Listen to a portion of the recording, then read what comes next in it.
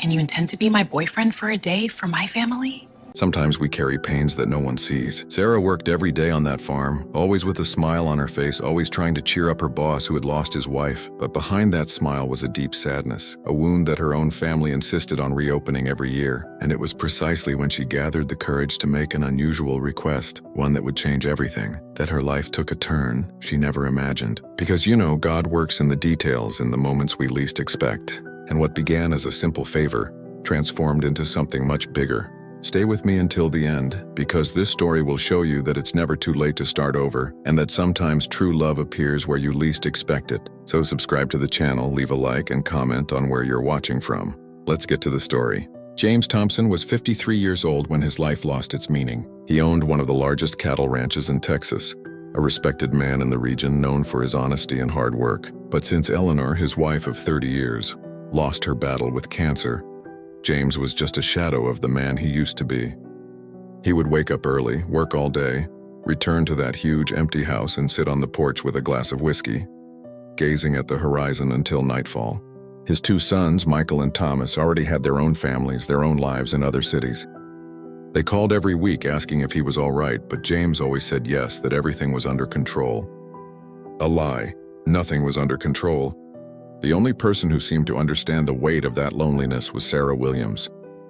She was 38 years old, a black woman with a gentle smile and eyes that held more history than she let on. Sarah had worked in James's house for almost 5 years, since before Eleanor became ill.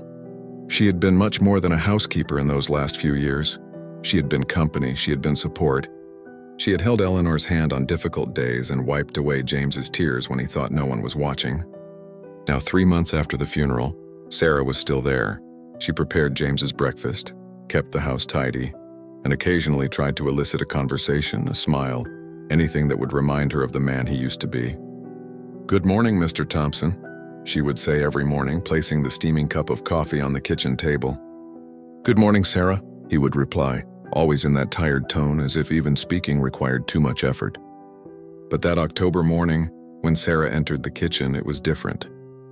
James was sitting at the table as usual, but this time he noticed something. Sarah didn't have her usual smile. Her eyes were red as if she had been crying, and she placed the cup on the table with less care than usual. "Sarah," James said, looking up at her. "Did something happen?" She hesitated, wiped her hands on her apron, and shook her head. "No, sir. It's all right." "Sarah," his voice grew firmer, "we've known each other long enough for you not to need to lie to me. What is it?" Sarah sighed deeply. She pulled up a chair and sat down in front of him, something she rarely did. It's silly, Family stuff." James leaned forward. "Tell me." She bit her lip as if waging an internal battle. "Every year, my brothers organize a family dinner. It's kind of a tradition, We get together, eat, talk. At least that's what it's supposed to be." She gave a bitter laugh. "But for me, it's just a reminder that I'm the black sheep of the family." James frowned. "What do you mean?" "My 3 brothers are successful, Mr. Thompson. Marcus is a lawyer, Daniel is an engineer, and Patricia is a doctor. They're all married with children, beautiful houses and new cars. And me," she lowered her eyes, "I'm just a maid. No degree, no husband, no children, and they love to remind me of that." "Sarah, no. I know what you're going to say," she interrupted gently. "That honest work has value, that I should be proud of what I do. And I am, truly. But when you're sitting at a table with 3 people who have spent their entire lives making you feel small, it's hard to remember that." James was silent for a moment. He had never seen Sarah like this, vulnerable, hurt, tired. She had always been the strong one, the one who cheered everyone up, the one who found light even on the darkest days. "Are you going to this dinner?" he asked. "I told my sister I wasn't going," Sarah replied. "But she kept insisting, saying I always make excuses, that family is important. Until I gave in. Dinner is tomorrow night." She took a deep breath. "But I have a knot in my stomach just thinking about it." James drummed his fingers on the table. He knew that feeling, a feeling out of place, of not wanting to face situations that make you feel less than you are. He had lived through it in recent months, avoiding social gatherings, running away from conversations about Eleanor because it hurt too much. "Sarah," he said, and there was something different in his voice. What if you weren't alone? She looked up, confused. What do you mean? James knew it would sound crazy. But something inside him, maybe loneliness, maybe gratitude for everything she had done, maybe just the desire to see her smile again, made him continue. What if I went with you? Sarah's eyes widened. Mr. Thompson, you don't need to. It's not about needing, he said. It's about wanting. You stood by me during the worst moments of my life, Sarah.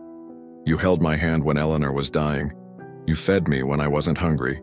You reminded me that there were still reasons to keep going. Let me do that for you. But my brothers will ask who you are, she said, her voice low. James shrugged. So let's tell a story. I'm your boyfriend. We've been together for a few months, but you hadn't told your family yet because you wanted to be sure first. He smiled for the first time in weeks. It won't be the first lie told at a family dinner, you can bet on it. Sarah stared at him as if she were seeing a ghost. You would do that for me, really? Sarah, you helped me survive. It's the least I can do. She felt her eyes welling up with tears, but this time they weren't tears of sadness. I don't even know what to say. Say yes, James replied, and tell me what time we need to leave tomorrow. Sarah let out a laugh that was half nervous, half hopeful. 7 o'clock. Dinner is at Patricia's house in Austin. Okay, it's settled then. James picked up his coffee cup and took a sip. And Sarah? Relax, we'll do this right. They won't have anything to complain about. That night, for the first time in months, James didn't go out onto the balcony with his glass of whiskey. Instead, he stayed there thinking about the next day, trying to remember what it felt like to be useful to someone. And Sarah, in her small room in the back house, lay staring at the ceiling, unable to believe that this was really happening. Maybe, just maybe, that dinner wasn't so bad after all. The next day, Sarah spent the entire day nervous. She changed her clothes 3 times before finally choosing a simple navy blue dress that Eleanor had given her 2 years ago. This dress was made for you, Sarah, Eleanor had said at the time. Wear it on a special day. When James came downstairs at 6:30 in the afternoon, Sarah nearly choked. He was wearing a white dress shirt, dark jeans, and a brown leather jacket that made him look 10 years younger. His gray hair was combed back, and for the first time since the funeral, there was a glint in his eyes. You look beautiful, Sarah, he said, and it wasn't just politeness. It was true. Thank you, Mr. Thompson, you look very well too. Sarah, if we're going to pretend we're together, you need to stop calling me Mr. Thompson. He smiled. Call me James. She felt her face grow hot. Okay, James. The trip to Austin took almost 2 hours. On the way, they worked out the details of their story. They had started dating 4 months ago after their friendship had naturally blossomed into something more. Nothing too elaborate, just enough to seem real. When they arrived at Patricia's house, a modern and imposing building in the suburbs, Sarah took a deep breath before getting out of the car. Hey, James said, holding her hand. I'm here. We're going to be okay. She squeezed his hand back and the two walked to the door. Patricia opened the door with a forced smile. She was a few years older than Sarah, had perfectly straightened hair and wore a very expensive dress. Sarah, you came. Her eyes immediately slid to James. And you brought company. Patricia, this is James, my boyfriend. Sarah said the word with a little hesitation, but James simply extended his hand confidently. Nice to meet you, Patricia. Sarah talks a lot about you. Patricia shook his hand with a look of barely disguised surprise. Ah, that's good. Please come in. The dining room was full. Marcus, the lawyer, was seated with his wife and 2 children. Daniel, the engineer, was with his new girlfriend. And Patricia had set a table worthy of a magazine, with candles, crystal glasses, and expensive dishes. Guys, this is Sarah, Patricia announced in a tone Sarah knew well. That look who finally showed up tone. And this is James. Her boyfriend, James finished, pulling out a chair for Sarah to sit in before settling down next to her. Marcus raised his eyebrows. Boyfriend? Sarah, you have a boyfriend and you didn't tell anyone? We wanted to be sure before announcing it, Sarah replied, feeling James's hand gently rest on hers under the table. And what do you do, James? Daniel asked in that tone of someone who was already assessing him. I own a cattle ranch in Texas, James replied calmly. I've been doing this for over 30 years. Farmer, Marcus said as if he had tasted spoiled wine. Interesting. Dinner began, and at first everything was relatively calm. But after the second glass of wine, things started to go downhill. "So, Sarah?" Patricia said with that smile that didn't reach her eyes. "Still working as a maid?" Sarah swallowed hard. "Yes, I work at James's house." "Wait," Marcus said, putting down his fork. "You're dating the guy you work for?" "Sarah, you know how that looks, right?" "Marcus," Sarah began, but James interrupted her. "What exactly does it look like?" he asked, his voice calm but with a firmness that made Marcus blink. "I didn't mean to offend," Marcus said, raising his hands. "I just thought it was unusual." "What's unusual," James said, "is judging other people's relationships without knowing their story." Patricia tried to change the subject. "Sarah, haven't you thought about going back to school yet? I mean, aren't you getting any younger?" "Patricia," Daniel laughed. "You never change, do you? Always so subtle." "I'm just saying it's not too late for her to do something with her life," Patricia replied. "We all can. Why can't she?" Sarah felt tears burning, but before she could answer, James spoke. "With all due respect," he said, his voice steely, "but you have no idea what you're talking about." The table fell silent. "Sarah is one of the hardest working, most dedicated, and kindest people I've ever known in my life," James continued. "She took care of my wife when she was dying of cancer. She held my hand on the days I couldn't even get out of bed. She kept my house running, my life running when I was sure I wasn't going to survive." His voice softened but was no less intense. "You talk about her as if she were a failure, but I see a woman who sacrificed everything to take care of those in need, who works with dignity every day, and who has more character in one little finger than many people I know with diplomas on their walls." Patricia was blushing. Marcus was staring at his plate. Daniel cleared his throat uncomfortably. Sarah felt tears streaming down her face, but this time they weren't tears of shame. They were tears of gratitude. "I think," James said, standing up and helping Sarah to do the same, "that we're finished here. Thank you for dinner, Patricia." They left the house in silence. It was only when they got into the car that Sarah finally broke down. "I'm so sorry," she said between sobs. "I shouldn't have put you in this situation." "Sarah, look at me." James cupped her face in his hands. "Everything I said in there was true. Every word." She looked into his eyes and saw something that made her stop breathing for a second. Sincerity. Emotion. Something more. "Are you hungry?" he asked suddenly. She gave a wet laugh. "What? We barely ate at that table full of fake people. I know a place nearby, a diner open late. Really good food. How about it?" Sarah wiped away her tears and smiled. "I would love to." 20 minutes later, they were sitting in a corner of a 50s diner with milkshakes and hamburgers in front of them. The tension of dinner had vanished, and for the first time that night, Sarah could breathe. "Thank you," she said softly, "for everything you did there, for defending me." "No need to thank me," James replied. "I only told the truth." He hesitated, fidgeting with the milkshake straw. "Can I ask you a question?" "Of course. Why did you stop studying? You said your siblings are graduates, but you... What happened?" Sarah was quiet for a moment. Then she began to speak, and it was as if a dam had burst. "I was in my second year of medical school," she said, and James saw the pain in her eyes. "It was my dream since I was a child. I wanted to be a doctor, you know. I wanted to help people save lives." She smiled sadly. "But in the middle of the course, my mother was diagnosed with Alzheimer's. And it was fast, James. Very fast. My siblings were already settled. They already had their lives. Marcus lived in another state. Patricia had just started her residency. Daniel was engaged. And me," she swallowed hard. "I was the youngest.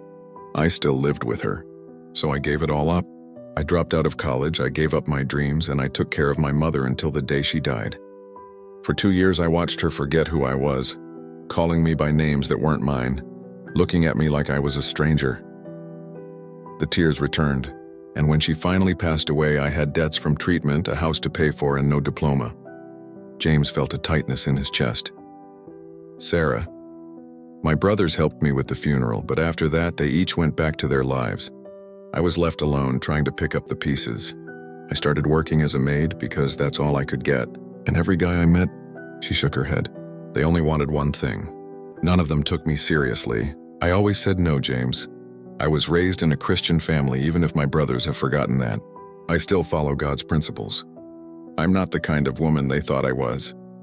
I know what kind of woman you are, James said softly. You're the kind of woman who sacrifices everything for love. Who cares, who loves, who gives herself? You're rare, Sarah, you're special. She looked at him, her eyes shining. Sometimes I wonder if I made the right choice. If I shouldn't have put my mother in a place and continued my studies. No, James interrupted. Don't do this to yourself. You did what love demands. You did what was right. He took her hand across the table. And it's not too late, Sarah. Like this? To go back to studying. To fulfill your dream. You can still be a doctor. Sarah gave a humorless laugh. James, I don't have the money for that. I can barely pay my bills. James stared at her for a long moment. And then he spoke the words that would change everything. What if I paid? Sarah stopped breathing. What? Your college tuition? I'll pay for it, all of it. James said it as if it were the most natural thing in the world. You go back to school, you graduate, you become the doctor you always wanted to be. James, this is crazy. I can't accept this. Why not? Sarah, you've already given me so much. You gave me hope when I had none. You reminded me that it's still worth waking up every day. Let me do that for you. He squeezed her hand. And what's more, if you want, you can live in the main house without paying anything. You have that small room in the back, but the house is huge, Sarah. There are empty rooms, plenty of space. You can stay there, study in peace, not worry about rent or bills. Sarah was crying again, but now it was different. It was disbelief, hope, something she hadn't felt in a long time. Why are you doing this? She asked, her voice choked with emotion. James remained silent, and then with an honesty that surprised him, he said, Because tonight, when I defended you at that table, when I said all those things about you, I realized something. I realized it was all true, that you're not just my maid, you're my friend. You're someone I admire, someone I respect, He paused as if afraid to continue, that I care about much more than I should. The air between them grew heavy. Sarah looked into his eyes and saw something that made her heart race. James, she whispered. I'm not asking for anything in return, he said quickly. I don't want you to think this is some kind of... I just want to help you, Sarah, because you deserve it, because you're amazing, and because you care about me too, she added, her voice low but firm. He nodded, unable to speak. Sarah felt something change inside her, something that had been kept hidden for a long time, something she was afraid to feel, but it was there, real and pulsating. I accept, she said finally. I accept your help. Not because I need it, but because I trust you, James, and because I care about you too, very much. They stood there in that cheap diner in Austin, holding hands across the table, and something new was born between them, something real, something that wasn't pretense. When they returned to the farm that night, it was past midnight. James stopped the car in front of the house and turned to Sarah. We'll start tomorrow, he said. We'll look for colleges, we'll see what you need to resume your studies, and we'll make it happen. Thank you, James, she said, and then, on impulse, she leaned down and kissed his cheek. From the bottom of my heart. He smiled, truly smiled, for the first time in a long time. You're welcome, Sarah. You're welcome. That night, they both went to sleep thinking of each other. And for the first time in years, they both slept peacefully. The following months were like a dream. James kept his promise. He helped Sarah enroll in medical school in a nearby city, paid all the tuition, bought the books, and even renovated one of the rooms in the main house so she would have a quiet study space. Sarah moved into the main house, but at first it was strange. She still woke up early, still tried to cook and clean until James sat her down to talk. Sarah, you no longer work here as a maid. I'm going to hire someone else for that. You're a student now. Your job is to focus on your studies, okay? But James, I can't just... Yes, you can. And you will, he smiled. Trust me. And she trusted him. Weeks turned into months. Sarah studied from morning till night, but always made time for dinner with James. They talked about everything, about the farm, about her classes, about life, about God, about faith. James told stories from when Eleanor was alive, and Sarah shared her doubts and fears about the future. And without either of them realizing it at first, that friendship began to transform into something deeper. James began to eagerly await dinner time. He started noticing small details, like how Sarah bit her lip when she was concentrating on studying, how she laughed when he told a bad joke, how her eyes sparkled when she talked about helping people. And Sarah, who had built walls around her heart after so many disappointments, began to feel those walls crumbling. James was unlike any man she had ever known. He respected her. He valued her. He saw her for who she truly was. One night, 6 months after that dinner in Austin, they were sitting on the porch looking at the stars. Sarah had just passed a difficult exam and was excited. "I can't believe I did it," she said, smiling. "Anatomy used to be my favorite subject, but I thought I'd forgotten everything." "You're brilliant, Sarah," James said, and there was something different in his voice. "You always have been." She looked at him and felt her heart race. "James." "Sarah, I need to tell you something." He turned to her and there was nervousness in his eyes. "These last few months, they've changed my life. You changed my life. When Eleanor died, I thought it was over for me, you know? I thought I'd never feel joy again, that I'd never want to wake up in the morning again. But you brought me back to life." Sarah felt her eyes welling up with tears. "You brought me back too, James. You gave me hope when I had none. I don't want this to ruin our friendship," he continued, his voice trembling slightly. "But I can't pretend anymore that I don't feel what I feel. Sarah, I've fallen in love with you. Completely. And I know it might seem strange because of our age difference, because of how we met. But, James," she interrupted, taking his hand, "I've fallen in love with you too." He blinked as if he couldn't believe what he was hearing. "Seriously?" "Seriously," she smiled through her tears. "I tried to fight it because I was scared. Scared of getting hurt again. Scared that you wouldn't feel the same way. Scared of ruining everything. But I'm tired of being scared. I want this, James. I want you."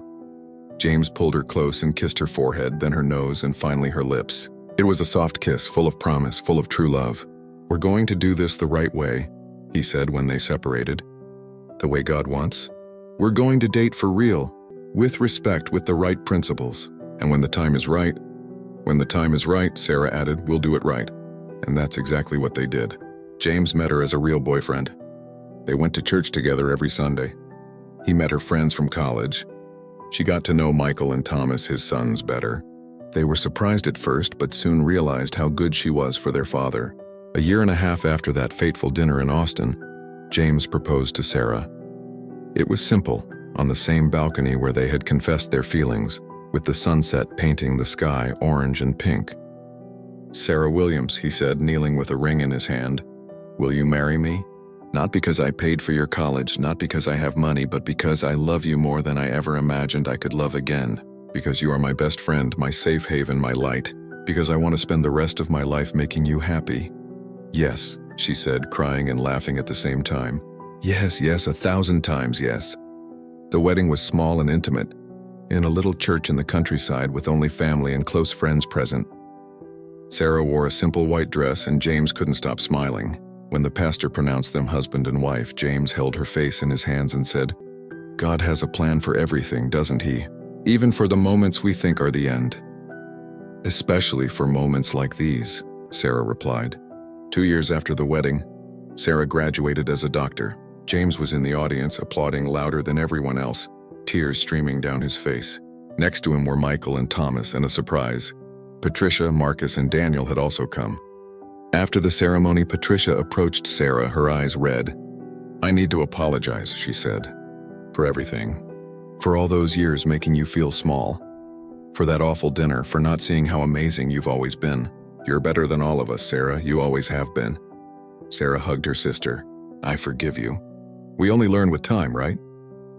But the story didn't end there. 3 months after graduation, Sarah discovered she was pregnant. She told James one Saturday morning, holding the pregnancy test in her trembling hands. James picked her up and spun her around the room, laughing like a boy. "We're going to have a baby. Sarah, we're going to have a baby. Don't you think we're too old for this?" she asked, half jokingly, half seriously. "Old, Sarah, we're living. For real. And this baby will be proof that it's never too late to start over." 9 months later, Emma Grace Thompson was born. A beautiful girl, with her mother's eyes and her father's smile. And when James held his daughter for the first time, he looked at Sarah and said, "Thank you for bringing me back to life, for giving me a family again, for everything." "Thank you," Sarah replied, "for seeing value in me when I didn't, for giving me wings to fly." And there, in that hospital room, a family that had been born from an unlikely request, a disastrous dinner, and 2 wounded hearts that met at the right moment, was finally complete. Because in the end, God doesn't waste any pain. He transforms every tear, every loss, every difficult moment into something beautiful. He takes the broken pieces and creates something new. And the story of James and Sarah was living proof of that. You know, Sarah and James's story teaches us something beautiful, that there's no such thing as wasted time when you choose love. She had given up her dreams to care for her mother. He had lost hope when he lost his wife. But God used that very pain, that moment of vulnerability, to unite two hearts that needed each other. And the most beautiful thing, they built everything on faith, respect, and the values that truly matter. It wasn't a fairy tale. It was better than that. It was real. It was true. It was a new beginning that proves it's never too late to be happy, to fulfill your dreams, and to find a love that truly sees you. If this story touched you in any way, if you believe there's still time to start over, leave a like below, comment what you thought, and subscribe to the channel to continue hearing stories that will touch your heart. See you next time. God bless.